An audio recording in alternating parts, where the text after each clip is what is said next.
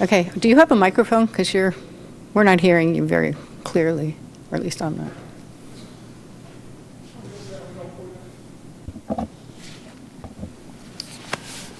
All right, Chairwoman Leadham, we are ready to go on our end.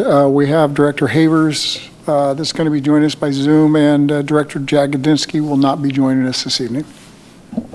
Thank you very much. Let's go ahead at 5:30 and call the meeting to order. Do we have any public comment this evening? Let me check real quick.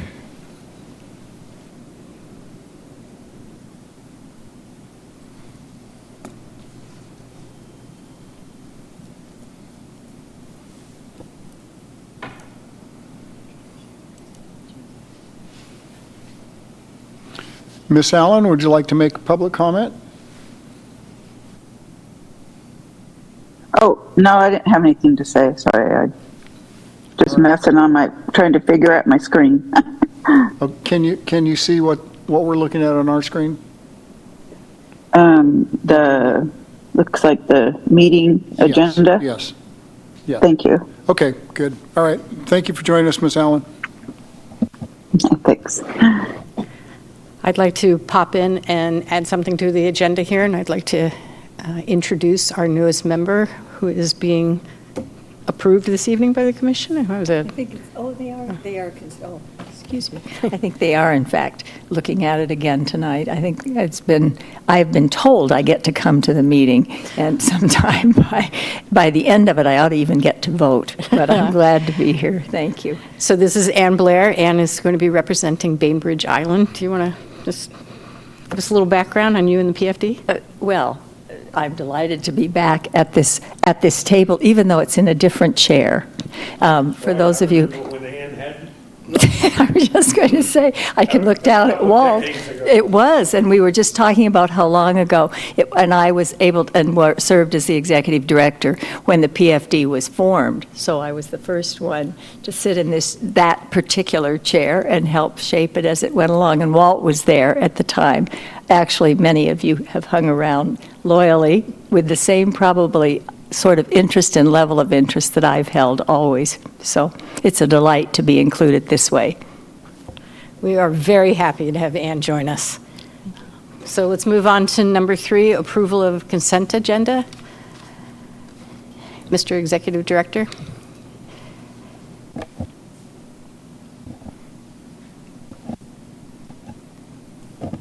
Yes, that's our next item.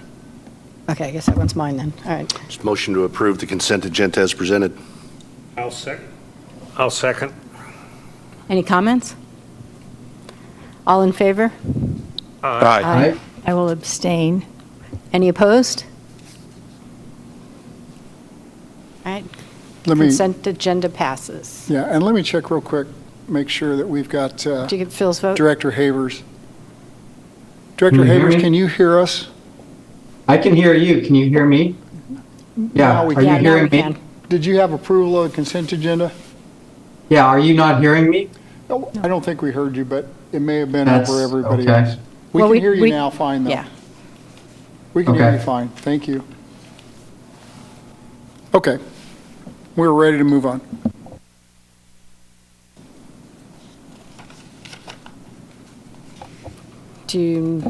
Okay, we're moving on to number 4, the project presentation update. Correct. Let me pull that up.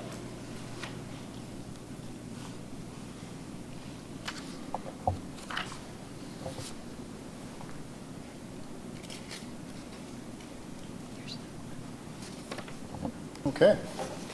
We're ready to go. Great. Thank you.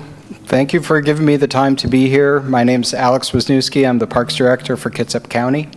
And Madam Chair and board members, I'm here to provide kind of a status update on the where we're at with the current scope of the ILA that we entered into in 2019. You want me to hit the space bar? Okay. So our project at Port Campbell Forest Heritage Park consisted of 5 primary elements, and I'm going to walk through each one individually. But real quick, those elements included the development of a planning document, previously called a master plan for the park, and transitioned into framework. So framework is the terminology currently, but ultimately both of those end up with the same thing. It is a conceptual document to help guide management and future park development. There was also construction of a 160-acre mountain bike ride park in the northwest corner of the park. Construction of 2 new access points at the park, one at the south end called the Stottlemyre Trailhead, and one at the north end, previously called the Ride Park parking lot or the North parking lot, and now kind of playing around with verbiage and calling it the North Gateway parking lot. So title TBD. And the last item on the list is the regional trail, also referred to as the Sound to Olympics Trail in other documents, and for a long history in North Kitsap. And this was targeting design, engineering, and construction of just some small segments of this up at the north end of the park. And so I'll walk through each one. Please, if you have questions, by all means, shout them out as we go along, or hold them to the end. Either is fine with me.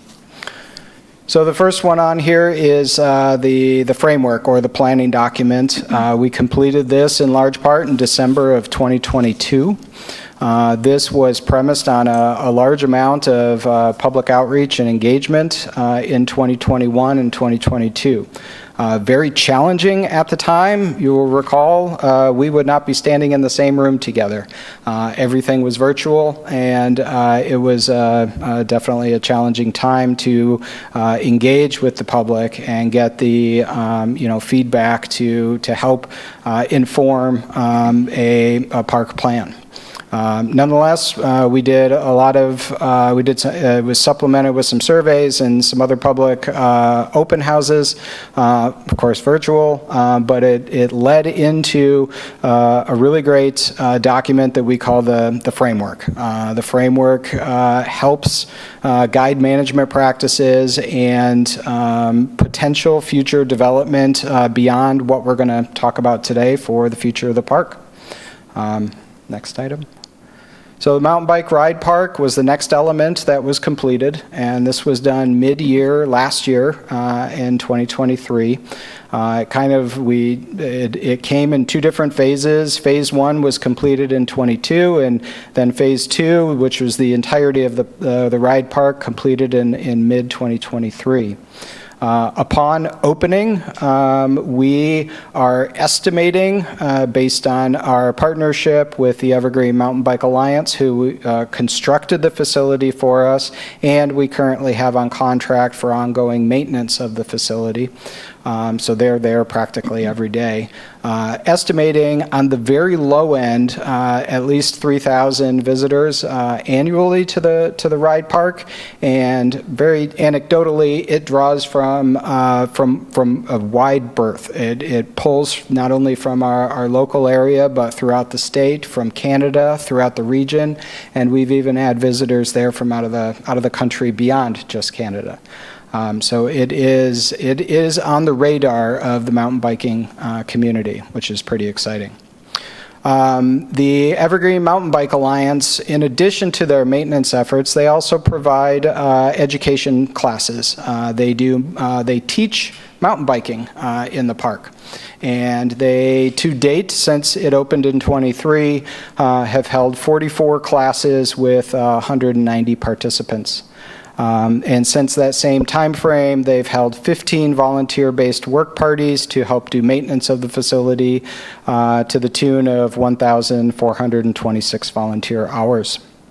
Also, we had 4 events over the last 3 years and 2 proposed in 25 that will either be in the mountain bike ride park or at least have a component of it, and part of it may exist in the other part of the park as well.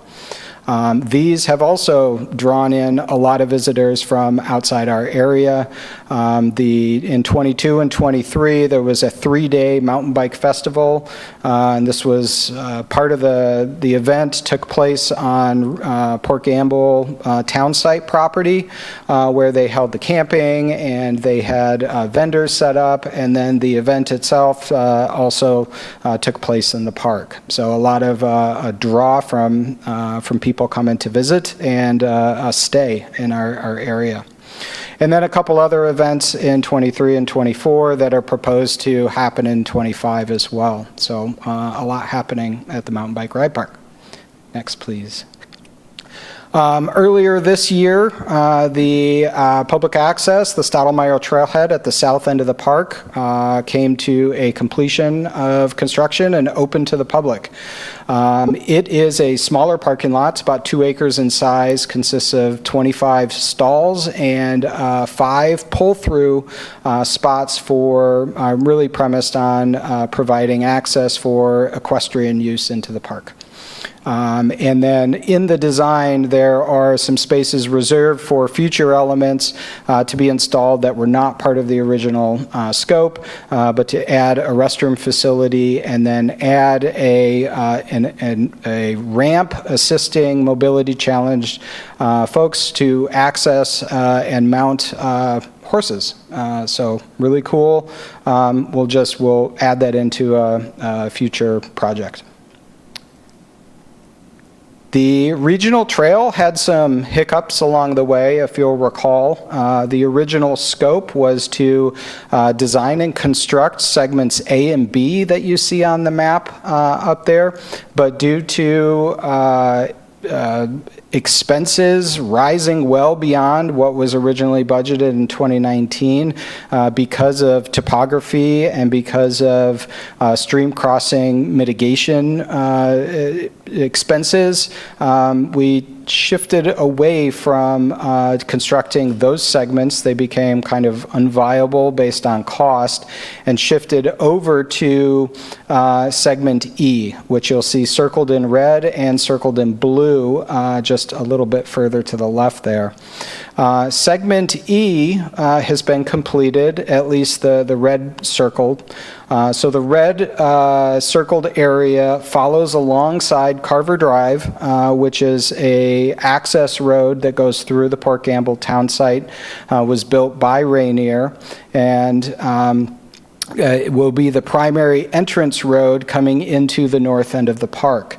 Currently, it terminates at the north boundary of the park, and then that segment in the blue circle is the segment that will be constructed in 2025 at the same time when the north parking lot is constructed. And so that's on the next slide. And this is the remaining element that we have to construct based on the original ILA scope. This parking lot is currently at 90% design. The permits are in process, and we'll go to construction bidding as soon as permits are achieved. This one is much larger than the southern parking lot. It is 75 stalls. Will have a functioning restroom there, and of course has the extension of the trail we just talked about that currently terminates at the boundary. Will follow the entrance road into the park and provide access to this trailhead and parking lot. This parking lot will also it will have a trail that connects to the Mountain Bike Ride Park, which is quite literally just across the street, and will act as a trailhead access point for people who want to explore and experience the rest of the trail network. So it's not just for the ride park, it also connects to the rest of the park itself as well. This project, once bid and under contract, will take place in the early part of 2025, and we anticipate it being done by mid-year, by June of 25. And that kind of wraps up the update of the ILA elements, and happy to answer any questions or anything that you might have. Do we have any questions? I'd like to make a few comments, if I may. So myself and our construction consultant, Shannon Thompson, met Alex about 2 weeks ago at the Stottlemyre Trailhead where the new parking lot is, and it's great. Can have plenty of parking, and then the new parking lot up in Carver Drive, which will go under construction here this next year, will host even more vehicles. There's also a turnaround, so if you bring in an equestrian trailer in, there's a turnaround at the Stottlemyre Trailhead. There's an ADA temporary bathroom that's there now, but a permanent bathroom will be built there. And then as we walked up the trailhead, as it started to connect to the other trails, and so we didn't go very far. I would say maybe a quarter of a mile or so up there, but it's wide. It's nice and smoothed out. We saw several people on the trails on our way there and then our way back. So I think that the county's done a tremendous job with all of this, and we just saw a mere fraction of it. From Stottlemyre Trailhead to going to Port Gamble is about 6 miles. So it's an awful lot, nearly 3,500 acres. It's an awful lot of area to cover just by foot, but you certainly could do it, and then you could branch off into the bike, into the ride park and other aspects of it too. So I think the county's done a tremendous job there. I also wanted to say that our ILA with the county expires June 30th of 2025. If you remember last year, we extended that. That's why at the previous slide, it talked about by June 30th, 2025, this is when all of that would be complete. So they're running hard to meet that deadline for the ILA. And then the last thing I'll say is that after invoices are paid from tonight's approval from the consent agenda, the county has approximately $729,000 still left that they'll be able to utilize as part of the agreed to ILA. So those are the comments I wanted to make, but I want to compliment Alex kind of taking this and running with it, and has done a really, really good job, and he's really easy to communicate with and gets right back to me. So I certainly do appreciate that, Alex. Thanks. Alex, are you getting much equestrian traffic? We do. The park gets more equestrian traffic than any of our other parks in our system, and most of that does come to the southern end of the park, which is why we targeted that location to add in the pull-through spots as part of our design when we were going through the design phase of the Stottlemyre Trailhead. And do you have conceptual plans for other improvements past 30 or 25? So the framework, the planning document that we did, does have conceptual plans in it for future phase development. Most of that development takes place at the north end of the park, a little further south from where the current north parking lot will be constructed. It includes additional park elements such as more parking because the park does get inundated with use, especially on very busy and sunny weekends. But park elements such as picnic shelters, picnic areas, an event lawn area, open lawn area, and some outbuildings for education and kind of environmental classes and those type of things.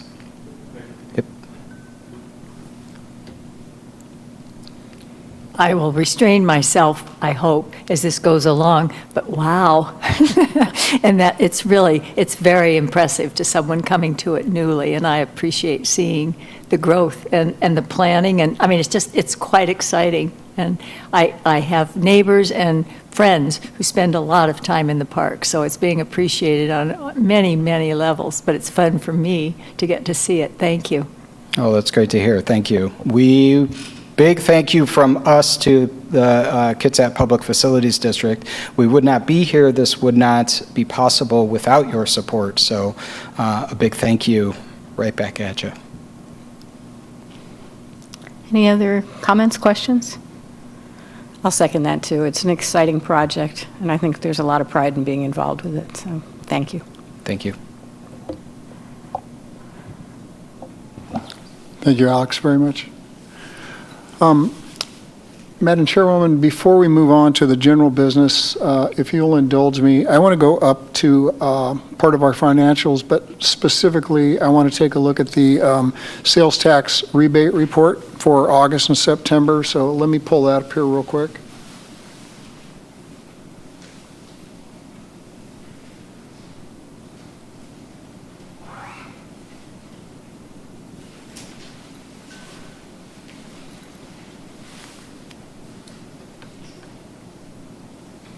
I'm going to blow that up here so you can see a little bit better.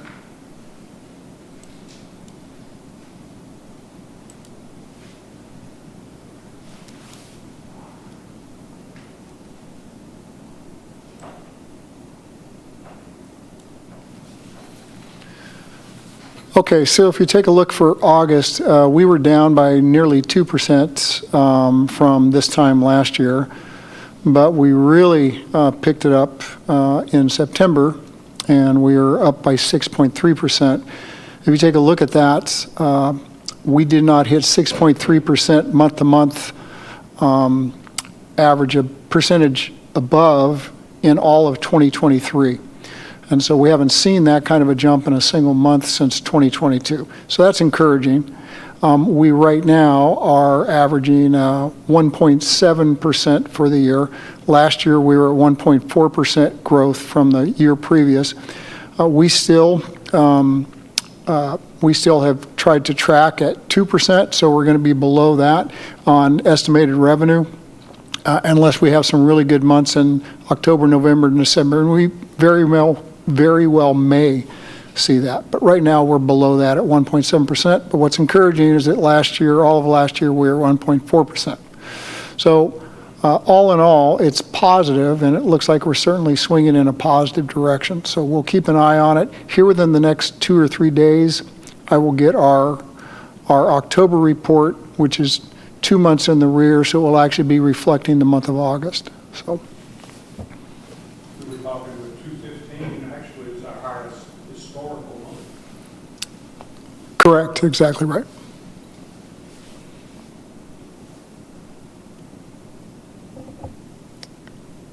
So we move on to number 5, general business. Correct. Now let me get to that point.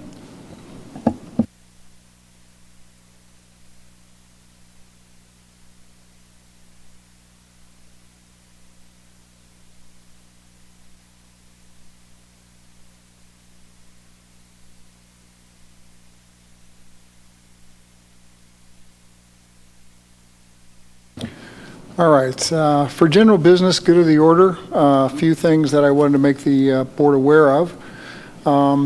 First off, as we already know now, we know that we have a new representative from Bainbridge Island, Miss Ann Blair, and we're extremely fortunate to have her with her experience with local government in Bainbridge Island, but also, more importantly, with the experience she's had with the PFD.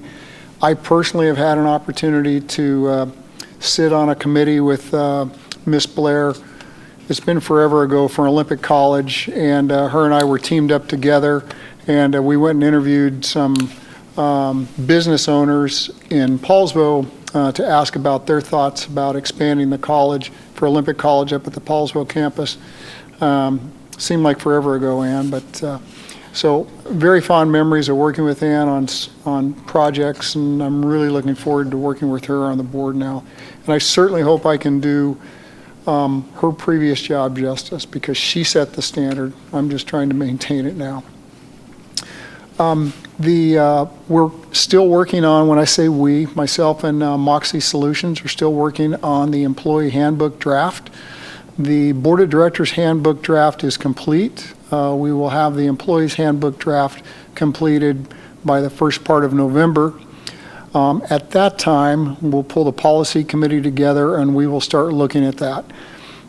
There's no way, as big as these documents are, there's no way that the policy committee is going to be able to take a look at it in one meeting and say we're ready to take it to the board for final approval. And a large portion of that has to do with policies, new policies that we're introducing that the board will be approving. I did talk with our legal counsel, Mr. Lawler, and he said that we can write a single resolution and we can adopt those policies in a single resolution as it pertains to each handbook. So we're a ways from there, but that's the way we will approach it when the policy committee is ready to say, we're ready to take it to the board for approval. But these are things that have been needing updates, or we've been needing for a long, long period of time, and I'm really glad to finally get them put together. And Moxie Solutions has been phenomenal in helping us bring all that together. Another reason why we're waiting until November is that Director Jagodinski, he'll be rejoining us here in November, and so he's the head of that policy committee, and so we will ask him to, I'm sorry, that's incorrect. Vice Chair Hatchell is the chair of that committee, but we've decided to wait until Director Jagodinski can be with us so we can pull the full policy committee together. An update on the PERC project. I went and met with the city last week, just had a sit down there at City Hall. I just wanted to find out how things were going with the new ILA. And we had a good discussion. They're actually right now in the design phase, and once they get through that, they'll be looking at the permitting phases. Once the design is at 100%, then they will take it out to bid for contracting. In accordance with the current ILA we have with them, they have to be in contract with the construction crew by December 31st, 2025, but it sounds like they are well on their way of doing that. We also talked too about billing processes, invoices, and so forth. So they're on track, we're on track, and we're ready to continue to move forward on that project. So no hiccups there. We are in the middle right now of our state auditor's office triannual audit. Last one we did was in 2021. So we're now doing the 2024. This one's very intensive. This one is taking a look at all of our financials, everything from operating expenses to each one of our projects. As you can imagine, there's an awful lot of data that we're having to pull together. So I'm working closely with our CPA and working closely with our financial advisors to get all the documentation they need. I would like to have this wrapped up by the end of the year.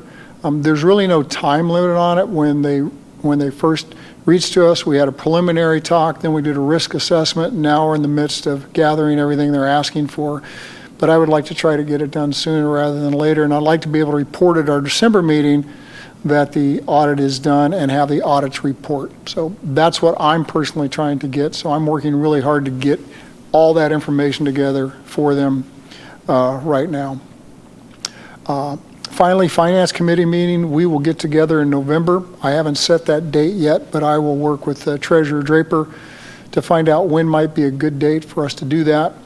And we'll pull the Finance Committee together in November, and we'll take a look at our current budget and adjustments we need to make for the 2025 budget, and then have it ready to go and for approval before the board at our December 16th meeting. We will not have a presenter at our December meeting, which is typically we do not have a presenter, but what we will do is we will be approving the budget, and we will also be approving the schedule for 2025, our meeting schedule for 2025. Is there any questions from the board at all on any of the general business items or good of the order that I spoke to? All right. Madam Chairwoman, that's all I have. All right. Do we have anybody who would like to add something to the meeting? I'd like to say that Russ and I went to the Washington State Public Facilities meeting, and it was fascinating. It was just eye-opening. I do understand that Kitsap Public Facilities does this differently than anybody else in the state because we are a finance arm and not an owner-operator. And there were several people that I met, got in conversations with, who didn't know that, and they were like, oh, they're doing it the wrong way. They wish they did it this way. So we got to talk. It was great to be able to discuss the number of projects we've got in the fire, and to be able to say, yeah, you know, we're doing this and this and this, and these can move on. And so it was interesting in terms of just learning what everybody else is doing, and then also gave me great pride in being able to represent Kitsap because. Yeah, and I'm really glad you mentioned that, because I was also going to mention too, there was a couple of things that came out of that meeting. The first one was that last year, there was a representative out of Cowlitz County that had taken a bill, it was a House bill, and took a bill to extend the sales use rebate tax for each county that's participated as a PFD for 25 additional years, so taking out to 2066. There was also a provision in there that would change the RCW to allow for each PFD board member to receive $100 versus $50 in stipends for each meeting they attend. It did not make it through the Ways and Means Committee. I spoke with Jim Hendrick, and Jim Hendrick is the lobbyist working on behalf of the Association of Washington State PFDs. I told him that if he'd like, I will kind of spearhead reaching out to our local representatives to see if one of them would be willing to either sponsor or co-sponsor the bill, whether it be a House bill or a Senate bill. I have done that with one. I got a response back, and he said that he didn't feel like he knew enough quite yet at the legislative level in order to be able to do something like that, but he would support it. I've reached out to another representative, and I have yet to hear from them yet, but my hope is that one of our representatives from Kitsap County will be the one to spearhead that. If that happens, I will do whatever we need to do here in Kitsap County, gathering signatures, letters of support, and so forth in order to be able to push that through. One of the things we're going to do with the bill, though, is we're going to take it down from 25 years to 15 years. So that would take it to 2056. But 15 years would give us an awful lot of extra revenue and would allow us to be able to continue to do even more projects and serve even better parts of Kitsap County. The second thing that came out of that meeting was the chairwoman of the committee asked us if we would be willing to host the annual conference in 2026. And we said we would. And I believe that we've certainly got the place to do it at the convention center. We've certainly got a nice hotel right there that would house everybody. And there's plenty that we could show them while we're here. So nothing is official yet on that. I hope to report back sometime this next year to say we'd be doing it in 2026, but that is the plan. And so Chairwoman Leadham and I both said, yeah, absolutely, we would love to do that. Quick question on that. Why would you try to go from 25 to 15 years? Seems like that would be very detrimental to the ability to bond a project, into the future. Just that bond term shrinks so much. I can't imagine that the legislator would. I don't think it would be a big difference. I think 25 would be more prudent. It sounds like part of the reason why I didn't make it through Ways and Means was because they were asking for 25 years as opposed to 15 years. Right. Like we need to tell the full story. Till 41 anyway, and it would be 15 years beyond that. Yeah, that's still a lot of bond if you So just still do it here in plenty the of next time few to bond. years. Yeah. All right, and in talking about being able to host it here, we saw 2-3 event centers while we were there, which were impressive, and we were very well entertained and amazingly fed. So the bar is really high for us to be able to match this in 2026, and we're game to do it, so. Yeah, but we'll do it. We'll do we it, will. yeah. Is it correct, we're the only one that doesn't own the facility? I don't know if we're the only one, but we are one of the few that do not. And a lot of PFDs got started because they just wanted to build one facility. It was kind of a one and done for them. Spokane is the exception. They now have 9 facilities that are owned and operated by their PFD. But yeah, we're one of the few that we fund and we look for other opportunities to fund. And we appreciate the partnership we have with whoever we're partnering with to get those projects done. And Money goes a lot further when we're not being to operate something. yeah, absolutely, and I feel that we have an even greater impact across all of Kitsap County with all these different projects that we've been able to help fund. And I think, what was the count on the number of public facility districts? 18. 18 total. Diminished. Yeah, yeah. Well, and there was a couple, I think, that were yes, but aren't actually active. So I don't know if, Correct. yeah. Yeah, that are not paid members. We are a good model for how this works. We really are. But you mean they built their project That's it. and back to the Yeah, yeah, yeah. So, and for a lot of cases, it's things, like, I know the one came up about a swimming pool, which is a great item, but it's a single swimming pool. Yeah. So it's just a very different model. Any other comments? I just have one more question, I think, for Russ. Have we heard anything from the Port of Bremerton after their last presentation? No, we have not. You're not meeting in November as the finance committee, I guess. Correct. December 16th will be No, our, board meetings in December, yeah. December 16th will be our next meeting, will be in Paulsville.